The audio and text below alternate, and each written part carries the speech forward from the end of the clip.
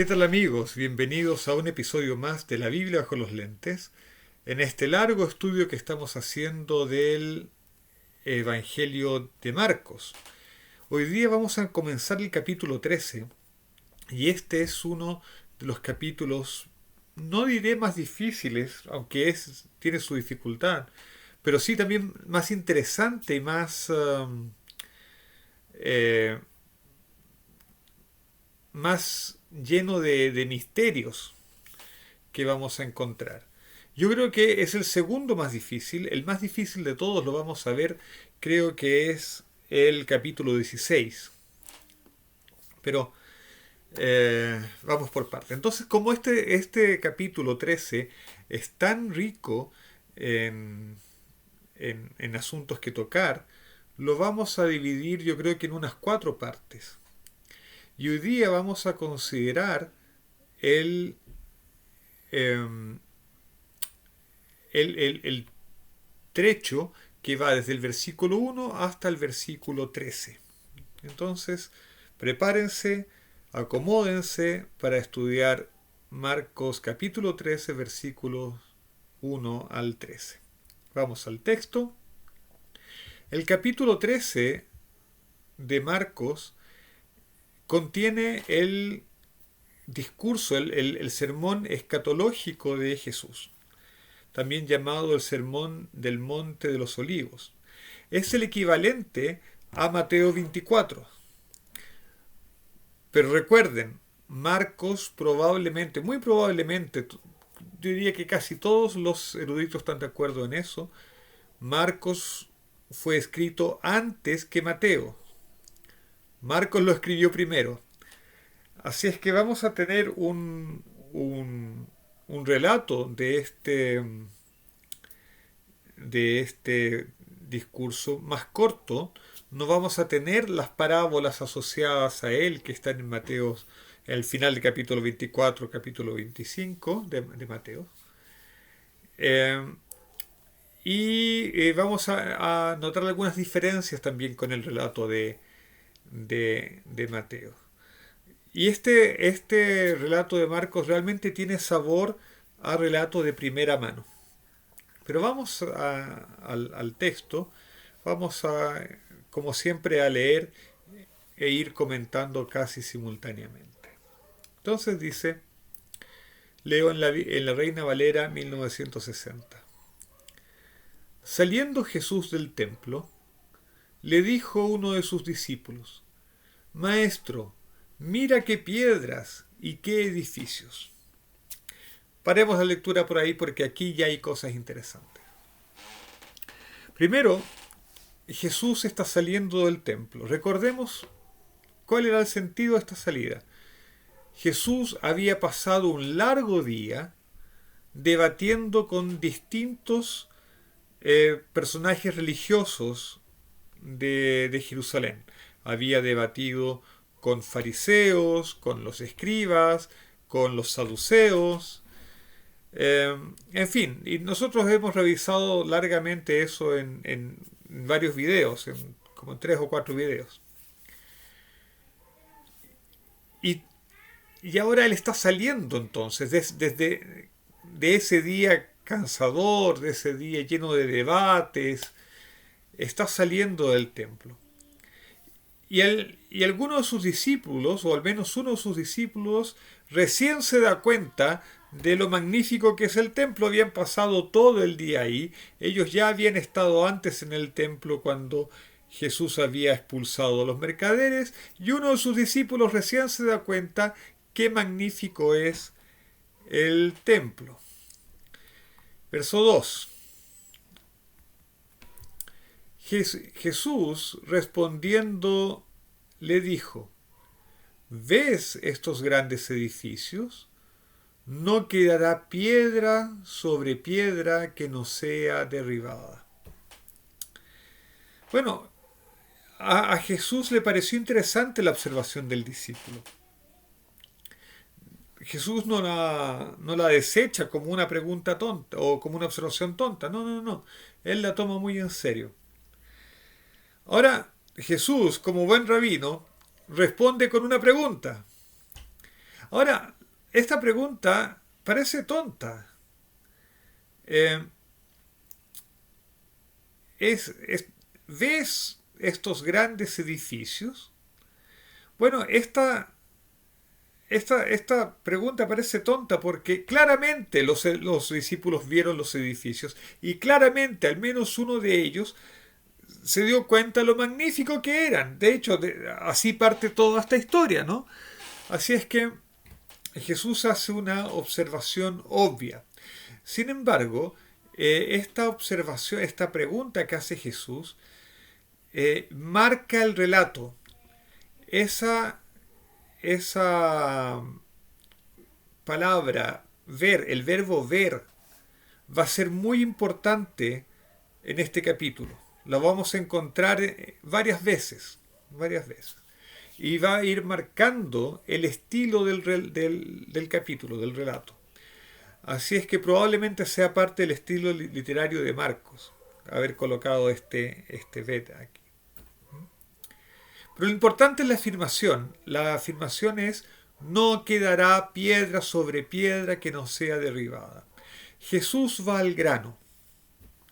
Y él no se detiene a hacer un análisis arquitectónico del edificio, ni nada de eso, ni decir, mira, sí, es súper cachilupi, es estupendo el, el, el edificio, sino que él va al grano.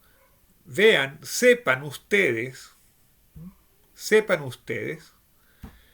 que no quedará piedra sobre piedra que no sea derribada. Y esto nos lleva a un punto crucial del tema de Jesús.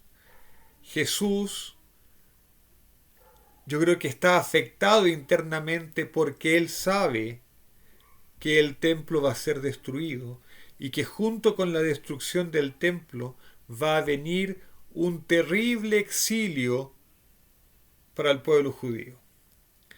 Y esto fue todo lo que Jesús quiso evitar.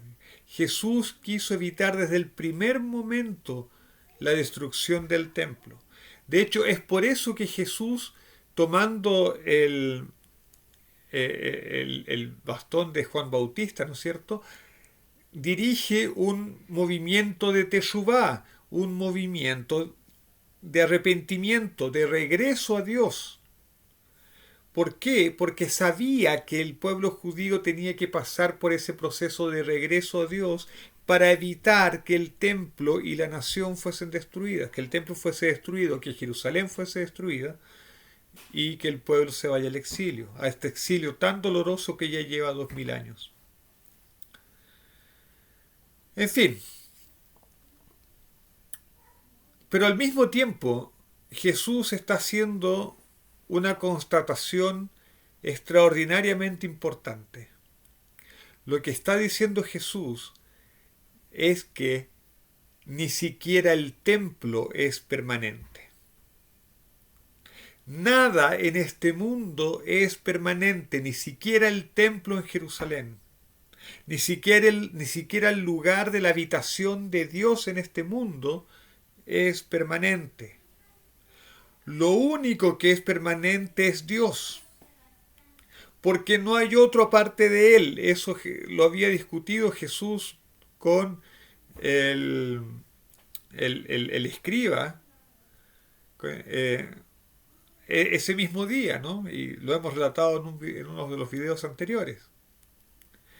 Entonces, si nada es permanente y si Dios es el único que es eterno y el único que existe, entonces no es sensato confiar en el templo, ni siquiera confiar en el sistema del templo ordenado por Dios.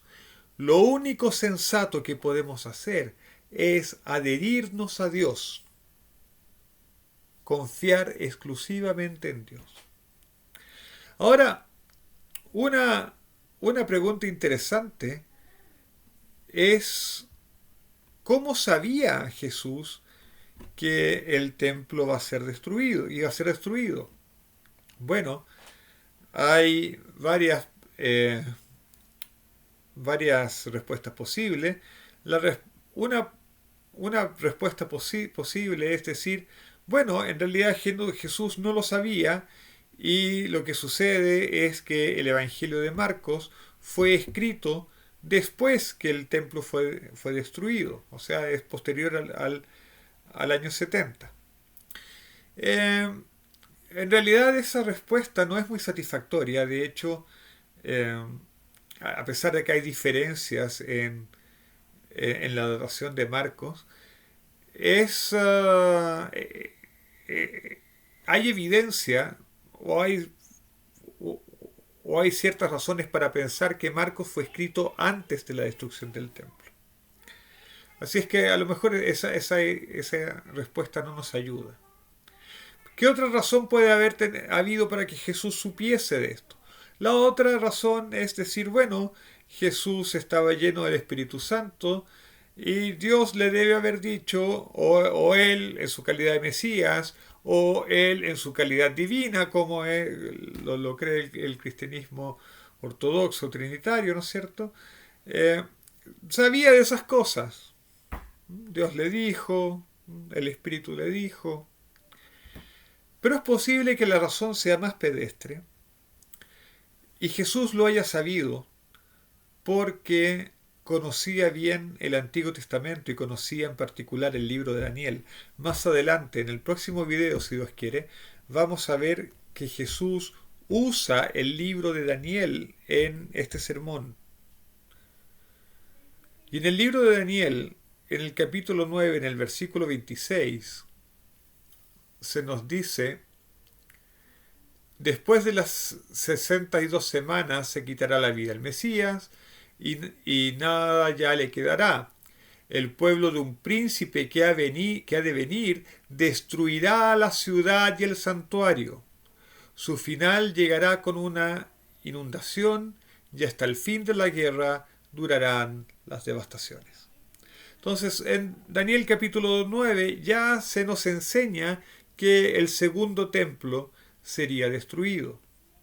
Tanto es así que, según la tradición judía, muchos judíos no quisieron volver de Babilonia cuando se acabó el exilio babilónico, no quisieron regresar de Babilonia a Jerusalén y no quisieron participar en la construcción del segundo templo porque dijeron, sabemos que ese templo va a ser destruido, el segundo templo va a ser destruido finalmente. Entonces, ¿para qué vamos a participar de algo que finalmente va a ser destruido? Quedémonos aquí en Babilonia esperando el segundo exilio. Bueno, es una forma de verlo. En todo caso,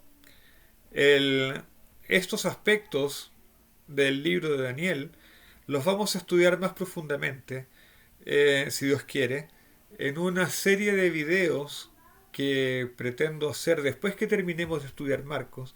Me gustaría hacer una serie de videos sobre profecía bíblica, comenzando con profecías del fin, ¿no?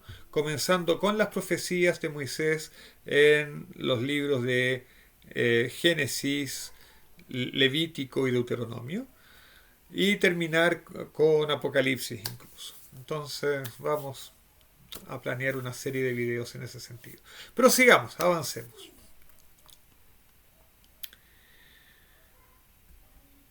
Y el versículo 3 nos informa entonces que se sentó Jesús en el monte de los olivos, frente al templo, y Pedro, Jacobo, Juan y Andrés le preguntaron aparte. Y vamos a dejar la pregunta en suspenso porque vamos a hacer notar lo siguiente.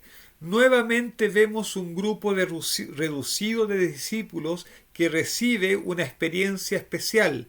Recuerden, Marcos es un evangelio que no sé si denuncia, pero nos dice que hay una enseñanza particular de Jesús. Jesús no le enseñaba lo mismo a las multitudes que a los discípulos o que a estos discípulos en especial. Recordemos que Jesús a las multitudes les hablaba en parábolas, según este mismo evangelio. Y a los discípulos les enseñaba la interpretación de las parábolas. Pero había un grupo que estaba compuesto por Pedro, Jacobo y Juan, Jacobo es Santiago, ¿no? Y Juan, al que se le une ahora Andrés, que recibían una enseñanza especial, que tenían una experiencia especial. Es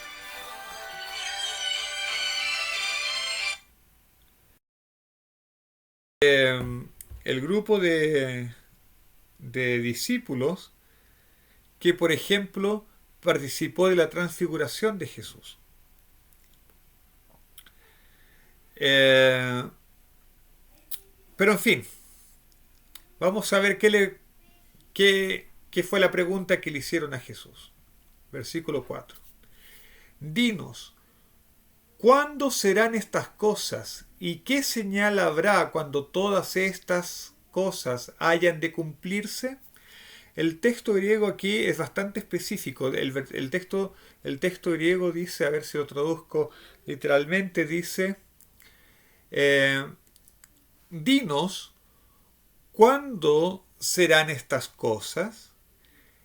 ¿Y qué señal, y cuál será la señal cuando estas cosas estén a punto de cumplirse? No es que cuando se cumplan, sino que es cuando estén a punto de cumplirse, cuando hayan de cumplirse. Porque cuando se cumplan va a ser notorio, ¿no es cierto? Todo el mundo se va a dar cuenta. Cuando se cumplan, cuando el templo esté destruido, cuando ya no haya piedra sobre piedra, uno ya no va a necesitar de señal. Las señales uno las necesita antes. Pero no mucho antes tampoco, preguntan los discípulos, sino cuando estas cosas estén a punto de cumplirse. A propósito, hay gente que objeta que la profecía de Jesús de que no quede piedra sobre piedra se haya realmente cumplido, porque existe el muro de los lamentos, y el muro de los lamentos, el muro occidental, el Cotel, es el muro externo del templo, es una parte del muro externo del templo que quedó ahí, que no fue destruida. Por lo tanto, ellos dicen, no se cumplió la profecía de que todas las piedras serían derribadas. Bueno, eso yo creo que es hilar un poquito fino, pero cierro el paréntesis de ese comentario provocador. Ok. Jesús respondiendo, entonces recuerden, la pregunta que le hacen a Jesús es ¿cuándo sucederían estas cosas? ¿Y cuáles serían las señales de cuando comenzaran, que las señales que serían visibles cuando estuvieran a punto de comenzar a cumplirse? La primera cosa que uno tiene que preguntarse es ¿cuáles son todas estas cosas? Ahora bien, la pregunta de los discípulos claramente se refiere a la destrucción del templo. Es de eso lo que estaban hablando. Y esto es muy diferente a lo que ocurre con el libro de Mateos. En el Evangelio de Mateos, en el capítulo 24, versículo 3, los discípulos hacen una pregunta muy parecida, pero no igual. Fíjense, en Mateos 24:3 dice, estando él sentado en el monte de los olivos, los discípulos se le acercaron aparte diciendo, dinos, ¿cuándo serán estas cosas y qué señal habrá de tu venida y del fin del siglo? En Mateos los discípulos preguntan sobre tres cosas. La destrucción del templo, estas cosas. La segunda venida, el regreso de Jesús, y el fin del mundo. Pero en la versión de Marcos solamente preguntan por el cumplimiento de estas cosas, y estas cosas se refiere a lo que estaban hablando, la destrucción del templo. Así es que aquí no hay una mezcla, por lo menos en la pregunta, sobre la destrucción del templo, el regreso de Jesús y el fin de los tiempos. Por lo tanto, podemos entender que en primera instancia, en primera interpretación, en el nivel básico de interpretación, la respuesta de Jesús debería referirse a la destrucción del templo. ¿Ok? Versículo 5. Jesús respondiendo les comenzó a decir: mirad que nadie os engañe. De nuevo, el verbo ver, en este caso mirad, pero que en griego es el mismo verbo que encontramos más arriba, el verbo blepo. Comienza su discurso Jesús con esto de mirad, pongan atención, vean que nadie los engañe, abran los ojos, pongan atención para que nadie los engañe. Y esto hay que recalcarlo 300 veces. Antes de dar señales, Jesús nos advierte que debemos evitar ser engañados. ¿Por qué? Porque podrían haber falsas señales. Podrían haber falsos positivos. Podría haber engaños. Y de hecho lo va a decir en el versículo siguiente. Porque vendrán muchos en mi nombre diciendo yo soy el Cristo y engañarán a muchos. En el texto griego no aparece la palabra Cristo. El texto griego dice porque vendrán muchos en mi nombre diciendo yo soy, y muchos serán engañados o engañarán a muchos. Ok, la pregunta es, ¿a qué se está refiriendo Jesús? Bueno, como dijimos, en primera instancia, esto debe referirse a la destrucción del templo y a la ruina de la nación judaica, del reino de Judea. Así es que vamos a pensar un poco y nos vamos a dar cuenta que efectivamente, antes de la destrucción de Jerusalén y antes de que el pueblo se fuese al exilio, sí hubo muchos falsos mesías. Acuérdense que Cristo significa Mesías, ungido. Efectivamente, hubo muchos que pretendieron ser el Mesías, ese líder religioso y militar que los libertaría de Roma. De hecho, fue así como comenzó la rebelión contra Roma que llevó a la destrucción del templo. Entonces Jesús, en primer lugar, debe estar advirtiendo a los discípulos y a los lectores de Marcos, o a esa generación de cristianos, que no fuesen engañados, porque vendrían personas reclamando ser el Mesías o reclamando ser el propio Jesús resucitado, ¿no? Y los instigaría contra Roma y los llevaría a la perdición. Y esto culminó, este proceso de falsos mesías, culminó con el desastre del año 135 de la era común, de nuestra era, con la derrota de Bar Kokhba.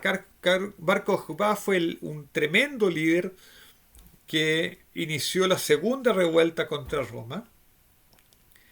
Y debido a esa, de hecho, una revuelta que los judíos estuvieron a punto de ganar, una guerra que estuvieron a punto de ganar, ellos destruyeron 2 legiones completas.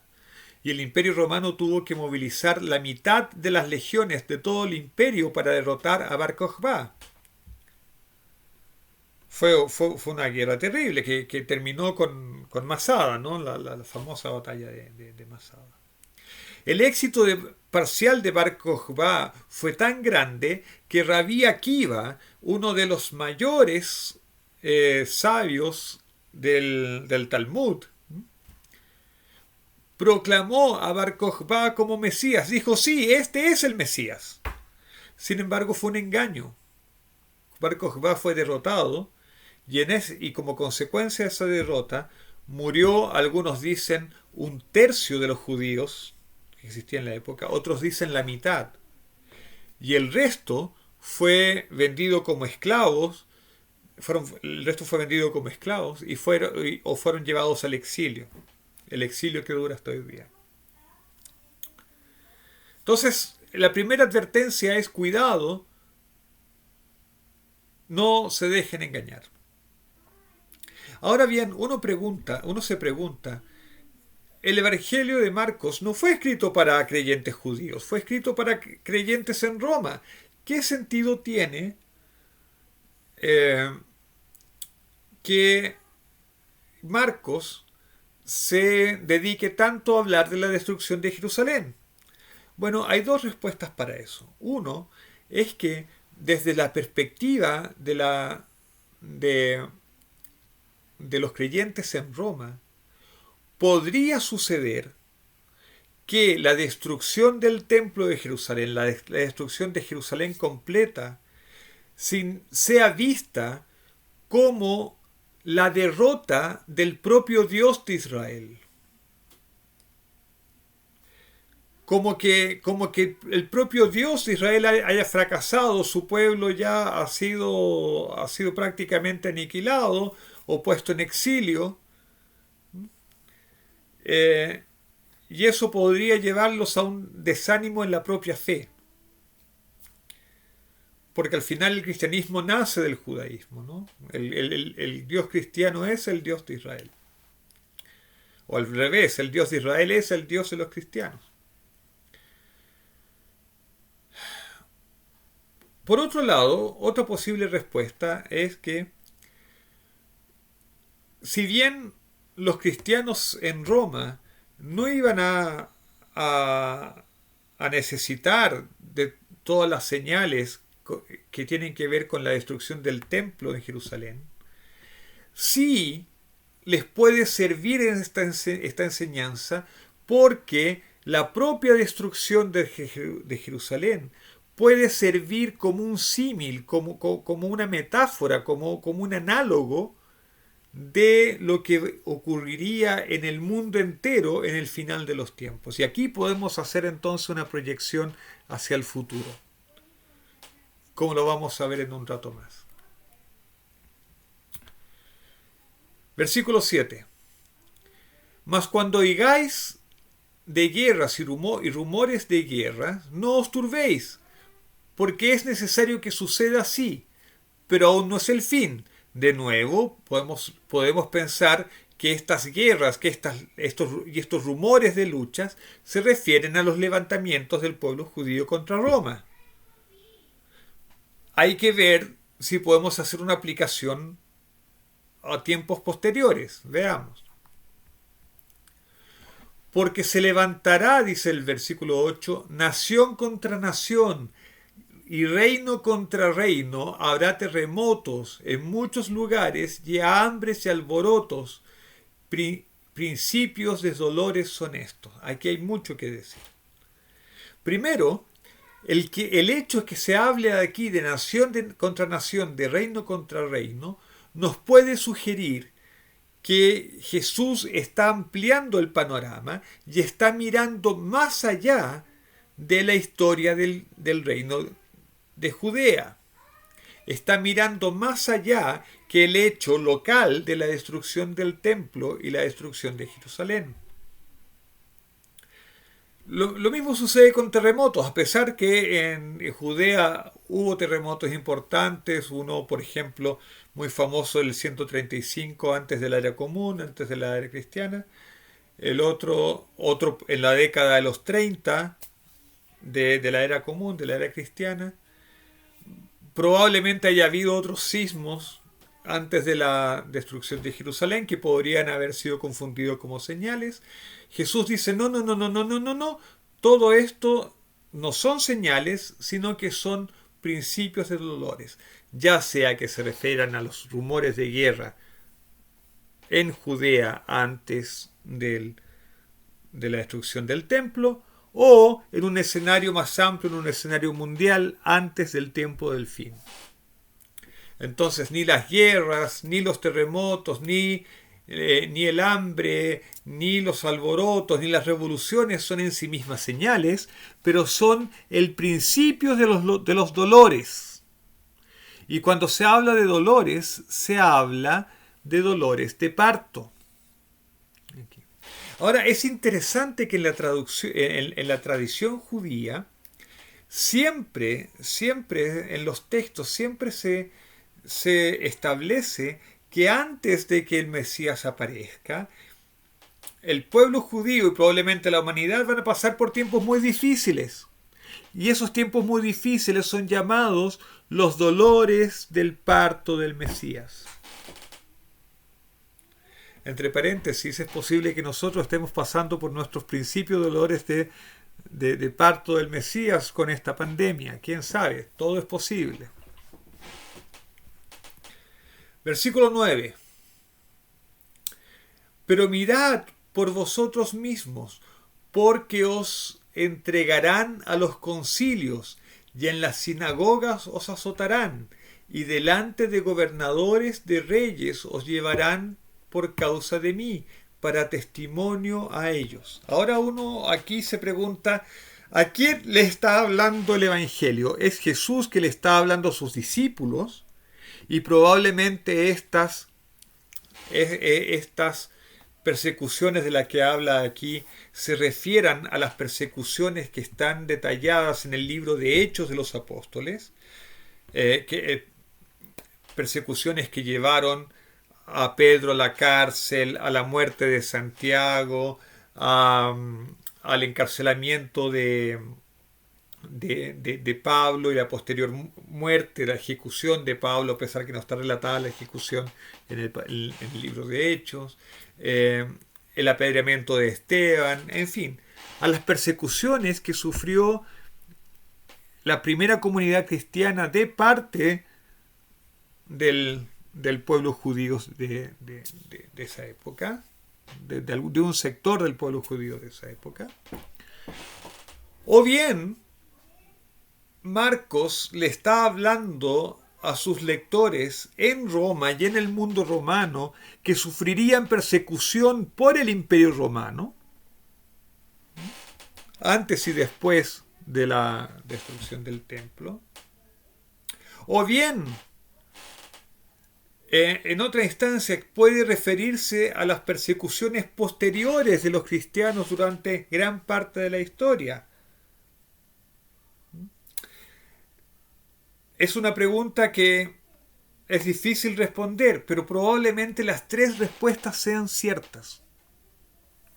Porque al final de cuentas, lo que sucede en Jerusalén es un símil de lo que sucede después en la historia. De los patriarcas del Antiguo Testamento está escrito que lo que se describe de sus vidas es un anuncio de lo que les sucedería a sus descendientes. Es posible que eso se aplique también a la iglesia cristiana, que lo que le sucede a los patriarcas de la iglesia cristiana sea un símil de lo que le sucede después al pueblo. O lo que le sucede al propio Jesús, porque el propio Jesús dice que el siervo no es mayor que su señor. Al siervo no lo van a tratar mejor que a su señor. Y si a Jesús lo persiguieron y lo mataron, entonces no se puede esperar otra cosa para los siervos de Jesús, para los cristianos. Okay. Versículo 10. Y es necesario que el Evangelio sea predicado antes a todas las naciones. Entonces aquí hay una condición previa a la pregunta de los discípulos de cuándo ocurrirían esas cosas. Es que el Evangelio tenía que ser predicado a todas las naciones. Y aquí de nuevo vemos que el panorama se abre, ya no está solamente restringido al mundo de Judea. Jesús está pensando en todas las naciones. Ahora bien, curiosamente, Pablo en sus días consideraba que esto ya se había cumplido. Por ejemplo, en Romanos capítulo 10, versículo 18, él dice: pero yo pregunto, ¿acaso no han oído? Antes bien, Por toda la tierra se ha ido la voz de ellos, y hasta los fines de la tierra sus palabras, dando a entender que el Evangelio había sido predicado a todo el mundo conocido de su época. Colosenses capítulo 1, versículos 5 y 6. Leo desde la mitad del versículo 5.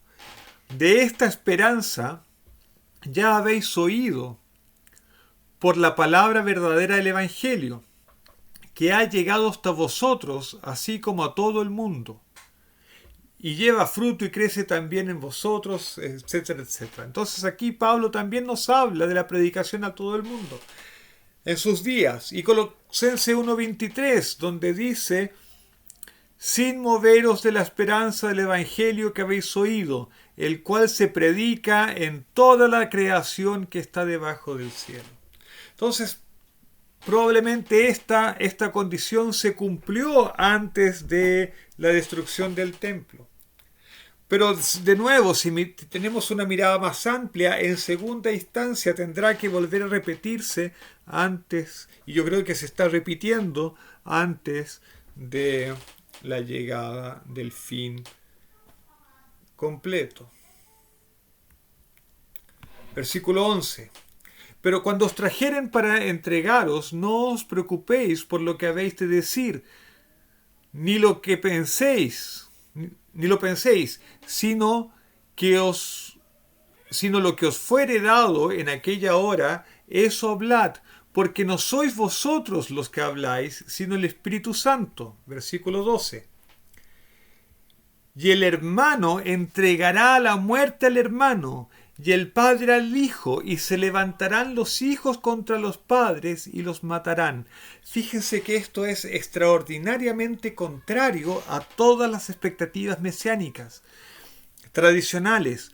Todas ellas anunciaban que el Mesías traería paz, y Jesús dice exactamente lo contrario, que por causa de él habría odio incluso entre padres e hijos, lo que contradice absolutamente las expectativas de Malaquías 4, versículos 5 y 6, donde se dice de Elías, el precursor del Mesías, se dice que él vendría antes del gran día de Jehová y haría volver el corazón de los padres a los hijos y el corazón de los hijos hacia los padres. Entonces, estos versículos son extremadamente raros, son extraños. Pero tal vez, como dice el Samba, erra quien sueña con la paz pero sin la guerra. Efectivamente, el Mesías va a traer paz, trae paz a este mundo, pero primero, previo a esa paz, hay una lucha, hay una guerra que lleva incluso a la confrontación entre hermanos, a la confrontación entre padres e hijos. Versículo 13. Y seréis aborrecidos de todos por mi causa, por causa de mi nombre, mas el que persevere hasta el fin, éste será salvo. Y con esa promesa me quiero quedar hoy día. El que persevere hasta el fin, ese será salvo. No importa las dificultades que tengamos que pasar, y no importa si Jesús estaba hablando de las dificultades antes de la destrucción del templo o estaba hablando del futuro del mundo en una perspectiva más amplia. Es claro que por causa de Dios pasaremos dificultades, y dificultades de todo tipo, grandes y pequeñas. Porque este mundo es un mundo de ilusiones, es un mundo de engaño principalmente, porque Dios está escondido, ¿no? Dios no está revelado en este mundo, no es evidente en este mundo.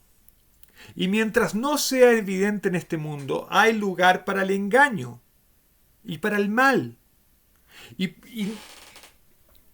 necesita haber mucho mal para contrarrestar un poco de luz. Y Dios quiere que haya mucho mal en este mundo y poca luz para que se equilibren y los seres humanos podamos tener libre arbitrio, libre albedrío. Por lo tanto, es normal esperar que en este mundo donde predomina el engaño, la oscuridad, el mal, los que nos aferremos a Dios pasemos tiempos malos, tiempos difíciles. Pero la promesa es que el que persevere, el que se adhiere, el que se adhiere a Dios y no se suelta, el que no se deja apartar de Dios, ese será salvo. Que nos recuerda un poco la promesa del que está en el libro de Joel, ¿no? Que el que invoque el nombre de Dios, ese será salvo. Ese será salvo. Y en realidad poco importa a qué se refiere Jesús con la frase el que persevere hasta el fin. No, poco importa si ese fin es el fin solamente de Jerusalén, del templo, o es el fin del mundo. Poco importa. Lo que importa es que durante el tiempo de vida que tengamos en este mundo, desde el principio de nuestra vida, ojalá, hasta el fin de nuestra vida, nos mantengamos aferrados y adheridos a Dios. Y que esa sea nuestra experiencia y que podamos tener todos la alegría de un día ver a Dios completamente revelado en este mundo y vivir con Él para siempre. Que tengan todos un feliz sábado, un Shabbat Shalom, y nos vemos en otro video si Dios quiere.